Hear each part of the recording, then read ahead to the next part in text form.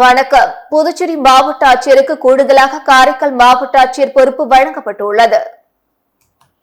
காரைக்கால் மாவட்ட ஆட்சியராக பணியாற்றி வந்த IAS அதிகாரியான மணிகண்டன் புதுச்சேரியில் ஜனவரி 6ஆம் தேதி முதல் 31ஆம் தேதி வரை நடைபெறும் 4ஆம் கட்ட பயிற்சி முகாமில் பங்கேற்க சென்றுள்ளார்.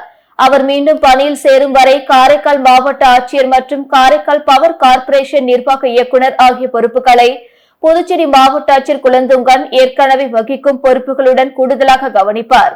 இதற்கான உத்தரவை பணியாளர் மற்றும் நிர்வாக சீர்திருத்தத்துறை சார்பு செயலர் கண்ணன் பிறப்பித்துள்ளார். புதுச்சேரியில் மதுபானம் மற்றும் மொபைல் போன் கடைகளை உடைத்து திருடி 2 சிறுவர்கள் உட்பட 3 கைது செய்த போலீசார் அவர்களிடமிருந்து 57,870 ரொக்கம் மற்றும் 52,400 ரூபாய் மதிப்புள்ள மொபைல் போன்களை பறிமுதல் செய்தனர். புதுச்சேரி சின்ன சுப்பராயப்பிள்ளை வீதியில் கடந்த 7ஆம் தேதி இரவு ஒரு தனியார் மதுக்கடை உடைத்து கல்லாவில் இருந்த ரூபாய் 1 லட்சத்தை மர்ம நபர்கள் திருடினர். இதுகுறித்து ஒதியஞ்சாலை போலீசார் வழக்கு பதிந்து தனிப்படை அமைத்து குற்றவாளிகளை தேடி வந்தனர். கடையில் பொருத்தப்பட்டிருந்த CCTV கேமரா காட்சிகளை ஆய்வு செய்ததில் 2 மர்ம நபர்கள் கடைக்குள் புகுந்து பணத்தை திருடி செல்லும் காட்சிகள் பதிவாகியிருந்தது. அதில் திருச்சி EP சாலை சத்தியமூர்த்தி நகரை சேர்ந்த சச்சின் என்கிற சஞ்சய் என்பவர் திருடியது தெரிய வந்தது. அவரை போலீசார் கைது செய்தனர். விசாரணையில் மதுபானம் மொபைல் போன் கடையில் திருடியதை ஒப்புக்கொண்டார். அவர் அளித்த தகவலின் பேரில் 2 சிறுவர்களை போலீசார் கைது செய்தனர். இதையடுத்து சஞ்சயிடம் இருந்த 57,870 ரூபாய் ரொக்கம் மற்றும் 52,400 ரூபாய் மதிப்புள்ள மொபைல் போன்களை போலீசார் பறிமுதல் செய்தனர். இவர் மீது தமிழகத்தில் பல்வேறு திருட்டு வழக்குகள் உள்ளது. சோரப்பூர் லட்சுமி நாராயண பெருமாள் ஆலயத்தில் மார்கழி மாத வைகுண்ட ஏகாதசி தினத்தையொட்டி சொர்க்கவாசல் திறக்கப்பட்டது. புதுவை அருகே உள்ள சோரப்பூர் ஸ்ரீ லட்சுமி நாராயண பெருமாள் ஆலயத்தில் மார்கழி மாத வைகுண்ட ஏகாதசியை முன்னிட்டு சொர்க்கவாசல் திறப்பு நிகழ்வு நடைபெற்றது. திரளான பக்தர்கள் பங்கேற்று கோவிந்தா கோவிந்தா என்று கோஷமிட்டு சாமியை வழிபட்டனர்.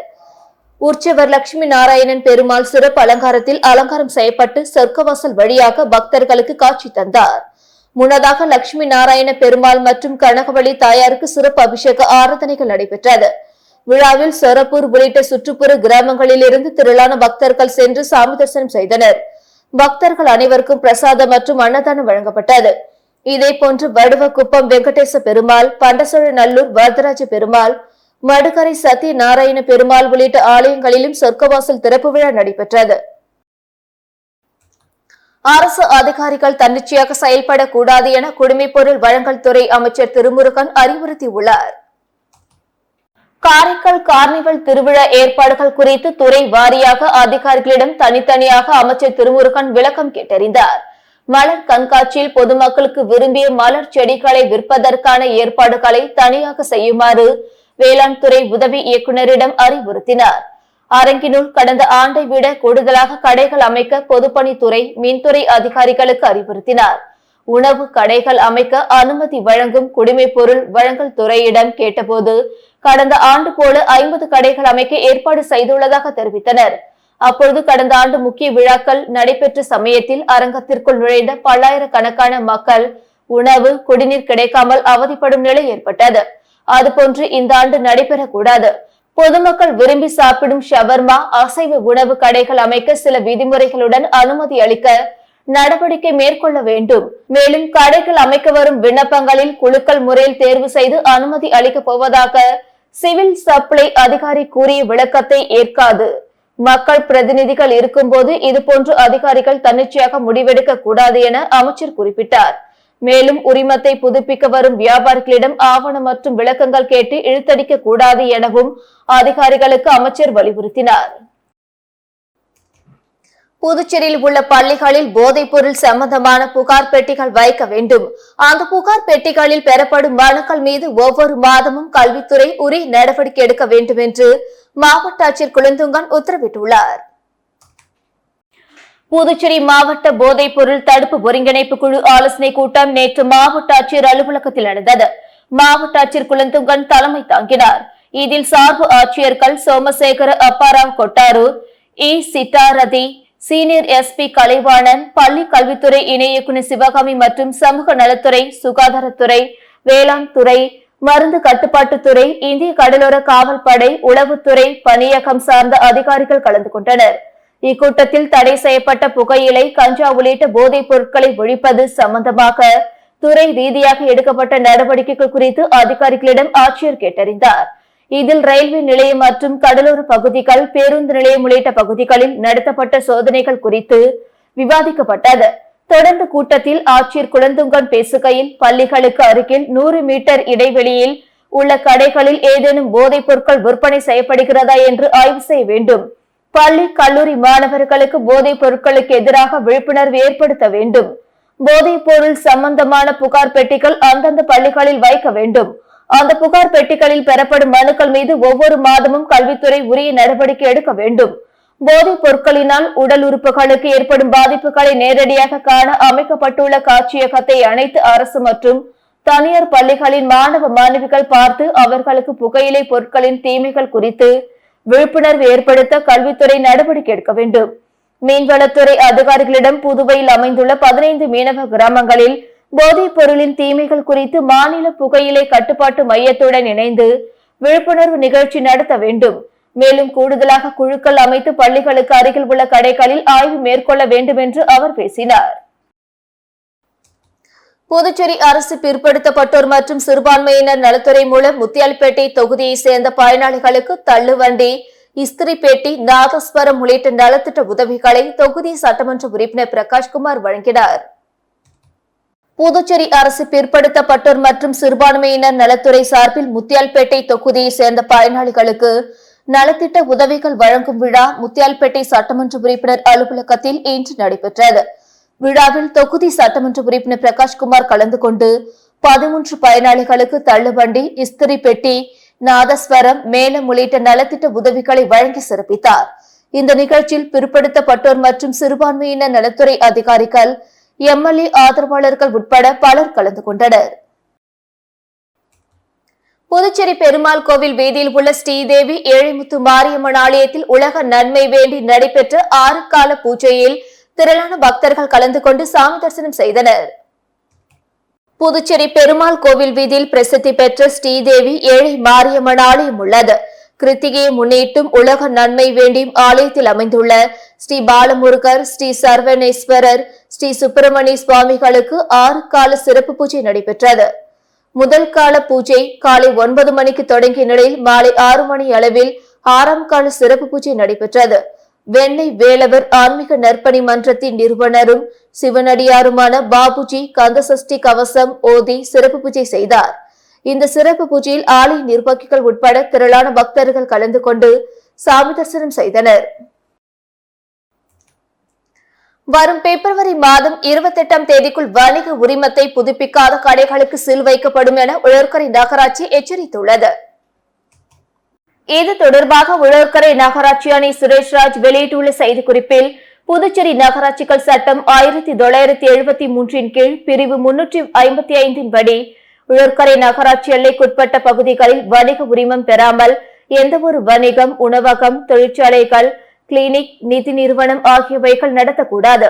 அவ்வாறு உரிமம் பெறாமல் நடத்தப்படும் வணிகம் மற்றும் தொழிற்சாலைகளுக்கு சீல் வைப்பதற்கு புதுச்சேரி நகராட்சிகள் சட்டம் 1973 கீழ் பிரிவு 474 1B படி வழிவகை உள்ளது. அதன்படி வணிக உரிமம் பெறாத வணிகர்களுக்கு கடந்த நவம்பர் மாதம் நோட்டீஸ் கொடுக்கப்பட்டது.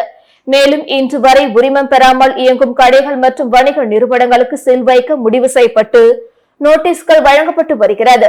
எனவே வணிக உரிமம் பெறாத வணிகர்கள் இந்த நகராட்சி 7 நாட்களுக்குள் அணுகி உரிமம் பெற விண்ணப்பித்து சீல் நடவடிக்கை தவிர்க்குமாறு கேட்டுக் கொள்ளப்படுகிறது. வணிக உரிமம் இல்லாமலும் மற்றும் புதுப்பிக்காமலும் இயங்கும் நிறுவனங்களின் பட்டியல் நகராட்சி இணையதளத்தில் காணலாம். கடைகள் மற்றும் வணிக நிறுவனங்களுக்கு வணிக உரிமம் பெற கட்டண விவரங்கள் மற்றும் உரிமம் பெறுவதற்கான விண்ணப்பம் ஆகியவை www.oulmun.in என்ற இணையதளத்தில் வெளியிடப்பட்டுள்ளது. மேலும் வணிகர்கள் தங்களது விண்ணப்பங்களை இணையதளத்திலும் சமர்ப்பிக்கலாம். மேலும் வணிகர்கள் நகராட்சி வணிக உரிமம் பெறுவதில் ஏதேனும் குறைபாடுகள் இருந்தால் ஜவஹர் நகர் அலுவலகத்தில் அமைந்துள்ள உதவி மேசையை அணுகி முறையிடலாம். அல்லது 7598171674 என்ற வாட்ஸ்அப் எண்ணிற்கு தகவல் அனுப்பலாம். மேலும் 2025-2026 ஆண்டிற்கான வணிக உரிமம் புதுப்பிக்க பிப்ரவரி 28 கடைசி நாளாகும். அதன் பிறகு 25% அபராதம் விதிக்கப்படும். எனவே கால வரையறுக்குள் உரிமம் புதுப்பிக்க அறிவுறுத்தப்படுகிறது என்று அவர் கூறியுள்ளார். இலங்கை கடற்படையால் சிறைப்பிடிக்கப்பட்டுள்ள புதுச்சேரி தமிழக மீனவர்களை மீட்க கோரி வெளியுறவுத்துறை அமைச்சருக்கு ரங்கசாமி கடிதம் எழுதியுள்ளார். காரைக்கால் அடுத்த கீழகாசாக்குடிமேடு மீனவ கிராமத்தை சேர்ந்த செல்வமணி என்பவருக்கு சொந்தமான விசைப்படகில் கடந்த 7ஆம் தேதி காரைக்கால் மீன்பிடி துறைமுகத்தில் இருந்து 10 மீனவர்கள் மீன்பிடிக்க கடலுக்கு சென்றனர். விசைப்படகில் காரைக்கால் பகுதியை சேர்ந்த அன்பழகன், ரிகாஷ் பாண்டியன், வேலாயுதம், மயிலாடுதுறை பகுதியை சேர்ந்த கலைமணி, தங்கதுரை, செல்வகுமார், சுபித், ரமேஷ், நாகை பகுதியை சேர்ந்த ராஜசேகர் ஆகிய 10 மீனவர்கள் வழக்கம் போல் கோடிக்கரைக்கு தென்கிழக்கில் மீன்பிடித்துக் கொண்டிருந்தனர். அப்பொழுது அங்கு வந்த இலங்கை கடற்படையினர் முல்லைத்தீவு கடல் பரப்பில் எல்லை தாண்டி மீன்பிடித்ததாக கூறி மீனவர்களின் விசைப்படகை சுற்றி வளைத்தனர். மேலும் படகில் இருந்த 10 மீனவர்களையும் இலங்கை கடற்படையினர் துப்பாக்கி முனையில் கைது செய்து மீனவர்களின் விசைப்படகையும் பறிமுதல் செய்து இலங்கை காங்கேசன் துறை கடற்கரை முகாமுக்கு கொண்டு சென்றனர். இச்சம்பவம் மீனவர்களிடையே அச்சத்தை ஏற்படுத்தியுள்ளது. இதற்கிடையே மீனவர்களை மீட்க கோரி வெளியுறவுத்துறை அமைச்சர் ஜெய்சங்கருக்கு புதுச்சேரி முதல்வர் ரங்கசாமி கடிதம் எழுதியுள்ளார். அதில் இலங்கை கடற்படையால் கைது செய்யப்பட்டுள்ள காரைக்காலை சேர்ந்த 4 மீனவர்கள் மற்றும் தமிழகத்தை சேர்ந்த 6 பேர் கைது செய்யப்பட்டுள்ளனர். சிறைப்பிடிக்கப்பட்ட மீனவர்களை விடுவிக்க இலங்கை அரசிடம் பேசி உடனடியாக நடவடிக்கை எடுக்க வேண்டும் என்று கூறியுள்ளார். புதுச்சேரி பல்கலைக்கழகத்தில் உள்ள பல்வேறு முதுநிலை பட்ட படிப்புகள் மற்றும் பிஜி டிப்ளமோ மாணவர் சேர்க்கைக்கு தேசிய தேர்வு முகமை நடத்தும் பிஜி கியூட் தேர்வில் மாணவர்கள் விண்ணப்பிக்குமாறு அறிவுறுத்தப்பட்டுள்ளது. இதுகுறித்து புதுச்சேரி பல்கலைக்கழக நிர்வாகம் வெளியிட்டுள்ள செய்திக்குறிப்பில், புதுச்சேரி பல்கலைக்கழகத்தில் உள்ள பல்வேறு முதுநிலை பட்ட படிப்புகள் மற்றும் முதுநிலை டிப்ளமோ படிப்புகளுக்கான மாணவர் சேர்க்கைக்கு தேசிய தேர்வு முகமை மூலம் பொதுவான பல்கலைக்கழக நுழைவுத் தேர்வுக்கு ஆன்லைனில் விண்ணப்பிப்பதற்கான போர்ட்டல் கடந்த 2ஆம் தேதி முதல் திறக்கப்பட்டுள்ளது. 2025 முதல் 2026 கல்வியாண்டுக்கான முதுநிலை படிப்புகளில் சேர விரும்பும் மாணவர்கள் பிஜி கியூட் தேர்வுக்கு https://exams.nta.ac.in/cutepg என்ற இணையதளத்தில் விண்ணப்பிக்கலாம். புதுச்சேரி பல்கலைக்கழகத்தில் உள்ள முதுநிலை படிப்புகள் மற்றும் தகுதிகள், கியூட் தேர்வு தாள் உள்ளிட்ட விவரங்களுக்கு www.pandyuni@education.in/admissions-2025-2026/ என்ற இணையதளத்தில் உள்ள தகவல் சிற்றேட்டை பார்க்கவும். மேலும் மாணவர்கள் https://exams.nta.ac.in/cutepg என்ற தேசிய தேர்வு முகமை இணையதளத்தில் தவறாமல் பார்க்குமாறு அறிவுறுத்தப்படுகிறார்கள். பல்வேறு முதுநிலை பட்ட படிப்புகள் மற்றும் முதுநிலை டிப்ளமோ படிப்புகளுக்கு ஆன்லைனில் விண்ணப்பிக்க வருகிற பிப்ரவரி 1ஆம் தேதி கடைசி நாளாகும் என்று அதில் கூறப்பட்டுள்ளது. புதுச்சேரி அரசு ஆதிதிராவிட நலத்துறை மூலம் தட்டாஞ்சாவடி தொகுதிக்குட்பட்ட செயின்ட் பால்பேட் மாரியம்மன் கோவில் தெருவில் ரூபாய் 55 லட்சம் மதிப்பில் புதிய சிமெண்ட் சாலை அமைக்கும் பணியினை முதலமைச்சர் ரங்கசாமியின் வழிகாட்டுதலின்படி ஆதிதிராவிட நலத்துறை இயக்குநர் இளங்கோவன் பூஜை செய்து தொடங்கி வைத்தார். புதுச்சேரி அரசு ஆதிதிராவிடர் மற்றும் பழங்குடியினர் நலத்துறை மூலம் தட்டாஞ்சாவடி தொகுதிக்குட்பட்ட செயின்ட் பால்பேட் மாரியம்மன் கோயில் தெரு பகுதியில் ரூபாய் 55 லட்சம் மதிப்பில் புதிய சிமெண்ட் சாலை அமைக்கும் பணியின் துவக்க விழா இன்று நடைபெற்றது. முதலமைச்சரும் தொகுதி சட்டமன்ற உறுப்பினருமான ரங்கசாமியின் வழிகாட்டுதலின்படி ஆதிதிராவிட நலத்துறை இயக்குநர் இளங்கோவன் விழாவில் கலந்து கொண்டு பூமி பூஜை செய்து பணியினை தொடங்கி வைத்தார். மேலும் பணிகளை விரைந்து முடிக்குமாறு ஒப்பந்ததாரரிடம் அறிவுறுத்தினார். இந்த நிகழ்ச்சியில் செயற்பொறியாளர் பக்தவச்சலம், இளநிலை பொறியாளர் முகுந்தன் மற்றும் ஆதிதிராவிட நலத்துறை அதிகாரிகள் உட்பட அப்பகுதி மக்கள் திரளாக கலந்து கொண்டனர். புதுச்சேரி கல்வித்துறை அலுவலகம் முன்பு விடுதலை சிறுத்தைகள் கட்சியினர் ரவிக்குமார் எம்பி தலைமையில் கண்டன ஆர்ப்பாட்டத்தில் ஈடுபட்டனர். புதுச்சேரியில் 5, 8ஆம் வகுப்புகளுக்கு பொதுத் தேர்வுக்கு எதிர்ப்பு தெரிவித்து 100 அடி சாலையில் உள்ள கல்வித்துறை அலுவலகம் முன்பு விசிகாவினர் கண்டன ஆர்ப்பாட்டத்தில் ஈடுபட்டனர். ஆர்ப்பாட்டத்துக்கு முதன்மை செயலாளர் தேவப்பொழிலன் தலைமை தாங்கினார். சிறப்பு அழைப்பாளராக விழுப்புரம் எம்பி ரவிக்குமார் கலந்து கொண்டார். ஆர்ப்பாட்டத்தில் புதுச்சேரியில் அமல்படுத்தியுள்ள தேசிய கல்விக் கொள்கையை திரும்ப பெற வேண்டும் என்றும் 5 மற்றும் 8ஆம் வகுப்பு மாணவர்களுக்கு பொதுத் தேர்வு நடத்தும் முடிவை அரசு கைவிட வேண்டுமென வலியுறுத்தப்பட்டது. அமைப்பு செயலாளர் தலையாரி, முதன்மை செயலாளர் பொதினி வளவன், மாநில செயலாளர்கள் தமிழ்வண்ணன், தமிழ் வளவன் உள்ளிட்ட தொகுதி செயலாளர்கள், நிர்வாகிகள் 100க்கும் மேற்பட்டோர் கலந்து கொண்டு தேஜ கூட்டணி அரசை கண்டித்து கோஷமிட்டனர். இதனால் அப்பகுதியில் சிறிது நேரம் போக்குவரத்து பாதிக்கப்பட்டது. புதுச்சேரி அருங்காட்சியக ஆராய்ச்சி நூலகத்தில் நடைபெற்று வந்த பகவத்கீதை கண்காட்சி அயல்நாடு வாழ் இந்தியர்களின் நாளில் நிறைவு பெற்றது.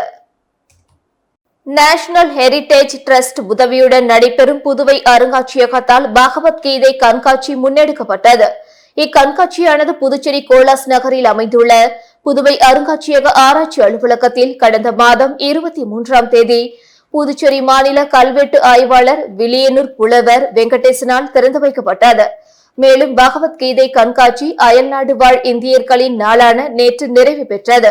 இக்கண்காட்சியில் பகவத்கீதை பற்றி அடிப்படை விளக்க செய்திகளும், பகவத்கீதையின் 18 அத்தியாயங்களையும் 6 என்று அத்தியாயங்களை 3 தொகுதிகளாக பிரிக்கப்பட்டுள்ள பகவத்கீதையின் சார செய்தியை முன்னெடுத்து வைக்கிறது. இக்கண்காட்சி நிறைவு நாளான அயல்நாடு வாழ் இந்தியர் நாளினை முன்னிட்டு பிரான்ஸ் நாட்டை சேர்ந்த பாவாடை கலைப்பெருமாள் புதுவை அருங்காட்சியகம் சார்பிலும் புதுச்சேரி மக்கள் சார்பிலும் சிறப்பு செய்யப்பட்டது. இந்த நிகழ்ச்சியில் இளங்கோவன், ராஜா, வெற்றி செல்வம், சசிகுமார் போன்ற சமூக தலைவர்கள் கலந்து கொண்டு சிறப்பு செய்தனர். இக்கண்காட்சியினை புதுவை அருங்காட்சியகம் மற்றும் புதுவை அருங்காட்சியக ஆராய்ச்சி நூலக மேலாளர் மனோரஞ்சினி ஒருங்கிணைத்தார். மணவெளி தொகுதிக்குட்பட்ட நோனாங்குப்பம் தண்ணீர் தொட்டி வீதியில் வடிகால் வாய்க்கால் அமைக்கும் பணிக்கான பூமி பூஜை நிகழ்ச்சி சபாநாயகர் ஏம்பலம் செல்வம் தலைமையில் நடைபெற்றது. மணவெளி சட்டமன்ற தொகுதி நோனாங்குப்பம் பகுதி தண்ணீர் தொட்டி தெருவில் உள்ள வடிகால் வாய்க்காலை கான்கிரீட் வாய்க்காலாக அமைத்து தர வேண்டுமென அப்பகுதி மக்களின் 20 ஆண்டுகளுக்கு மேலான கோரிக்கை ஏற்று தொகுதி சட்டமன்ற உறுப்பினரும் சட்டப்பேரவை தலைவருமான ஏம்பலம் செல்வம் உரிய நடவடிக்கை எடுத்து பொதுப்பணித்துறை நீர்ப்பாசன கோட்டம் மூலம் புதிய கான்கிரீட் வாய்க்கால் அமைக்க நடவடிக்கை எடுக்கப்பட்டது.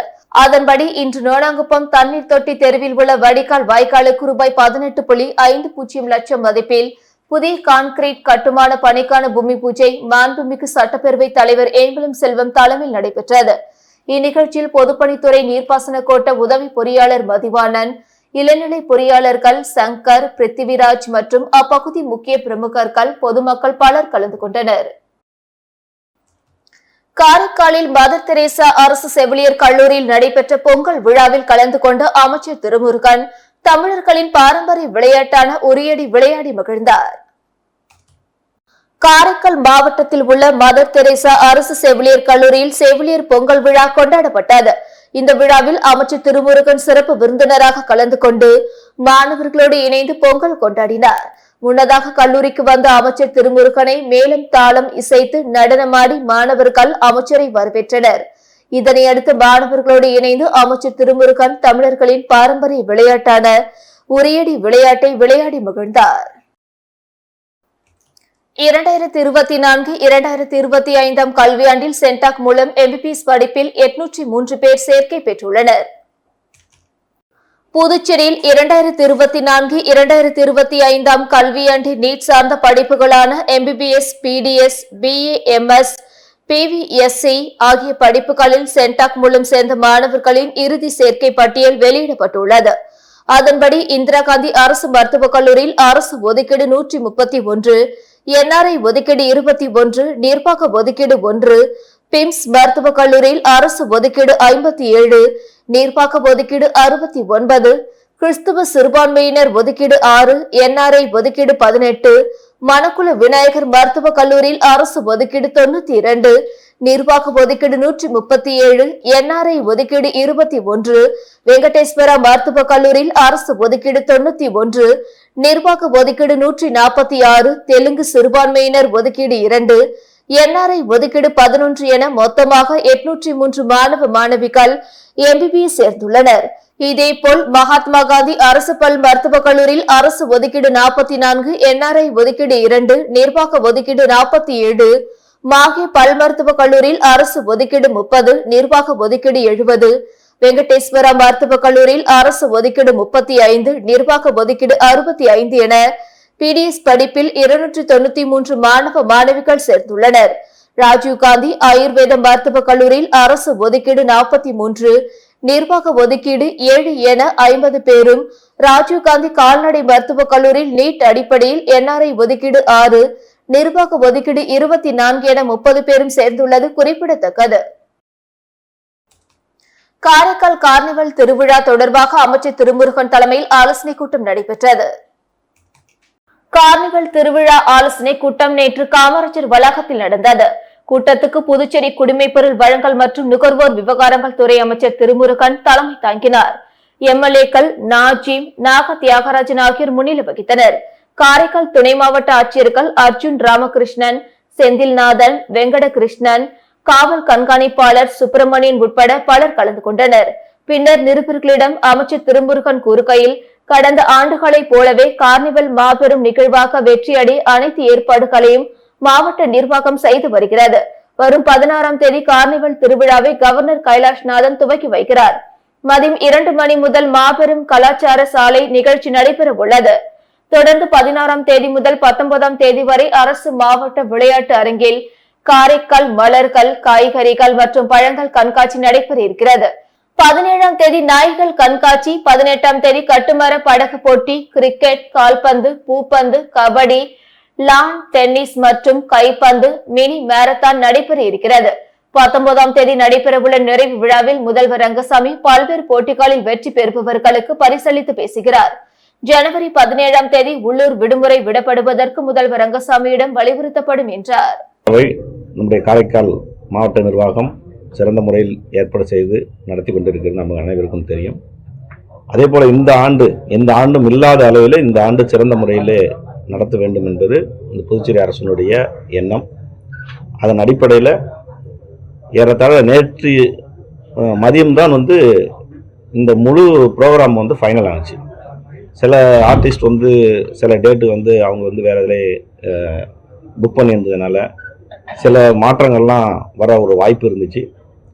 அதெல்லாம் நேற்று மதியம்தான் ஃபைனலைஸ் ஆனிச்சு. அது வரைக்கும் யார் யார் எந்தெந்த தேதியில் வரப்போகிறாங்க, எந்த டயத்துக்கு வரப்போகிறாங்க, மாண்புமிகு முதலமைச்சர் என்னைக்கு வரப்போகிறாங்க, மாண்புமிகு துணைநிலை ஆளுநர் அவர்கள் என்னைக்கு வரப்போகிறாங்க, துவக்க நிகழ்ச்சியில் யார் வரப்போகிறாங்க, இறுதி நிகழ்ச்சியில் யார் வரப்போகிறாங்கிறதெல்லாம் ஒரு மிகப்பெரிய ஒரு குழப்பம் ஏற்பட்டுருந்துச்சு. அதெல்லாம் நேற்று இறுதி செய்யப்பட்டு இந்த நிகழ்ச்சி எந்தெந்த தேதி நடக்கிறோம், எப்படி நடக்குதுங்கிறது முடிவு செய்து அது சம்பந்தமான கூட்டமும் இன்னைக்கு நடைபெற்றுச்சு.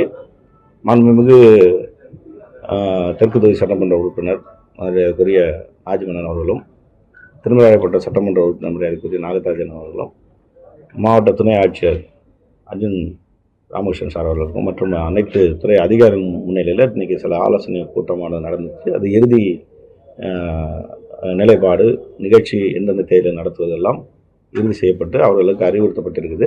அந்த அடிப்படையில் 16/1/2025 அன்று கார்னிவல் துவங்க இருக்குது.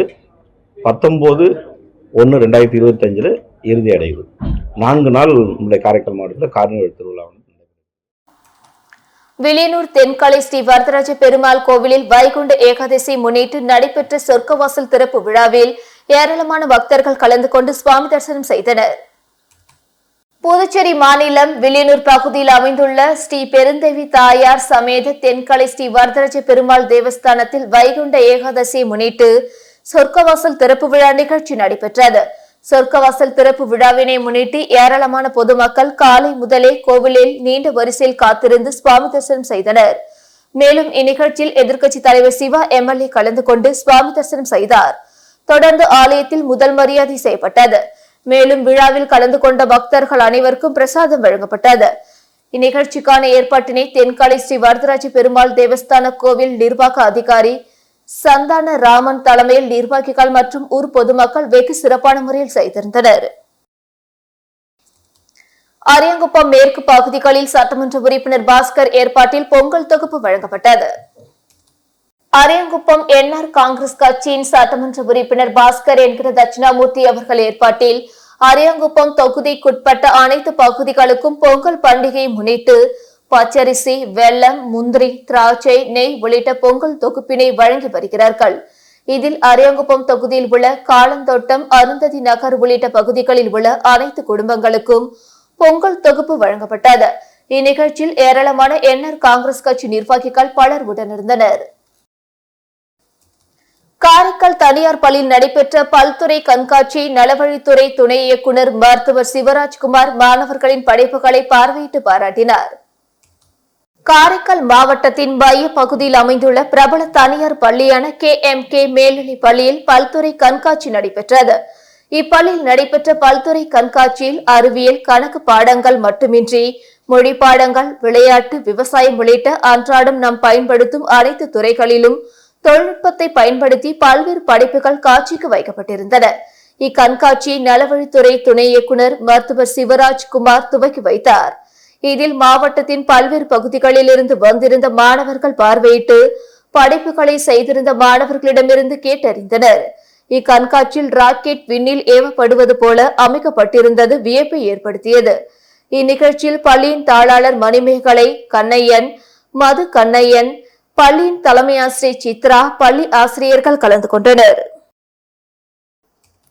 திருவள்ளுவர் தினத்தை முன்னிட்டு வரும் 15ஆம் தேதி இறைச்சி மற்றும் மீன் கடைகளை மூட புதுச்சேரி நகராட்சி உத்தரவு பிறப்பித்துள்ளது. இது தொடர்பாக புதுச்சேரி நகராட்சி ஆணையர் கந்தசாமி வெளியிட்டுள்ள செய்திக்குறிப்பில், புதுச்சேரி நகராட்சிக்குட்பட்ட பகுதியில் உள்ள கால்நடை அறுவை நிலையங்களும் பல்வேறு அங்காடிகளில் அமைந்துள்ள ஆடு, மாடு, பன்றி மற்றும் கோழி இறைச்சி விற்பனை நிலையங்களும் மீன் கடைகளும் வரும் 15ஆம் தேதி புதன்கிழமை திருவள்ளுவர் தினத்தை முன்னிட்டு ஒரு நாள் முழுவதும் மூடப்பட்டு இருத்தல் வேண்டும். இதற்கு மாறாக இயங்கும் இறைச்சி மற்றும் மீன் விற்பனை கடைகளின் மீது தக்க நடவடிக்கை எடுக்கப்படும் என்று அவர் கூறியுள்ளார். புதுச்சேரியில் 3 பெண்கள் உட்பட 6 பேரிடம் 16.38 லட்சம் ரூபாய் மோசடி செய்த கும்பலை போலீசார் தேடி வருகின்றனர். பெரிய காலாப்பட்டை சேர்ந்தவர் நவநீதா. இவரை வாட்ஸ்அப் மூலம் மர்ம நபர் தொடர்பு கொண்டார்.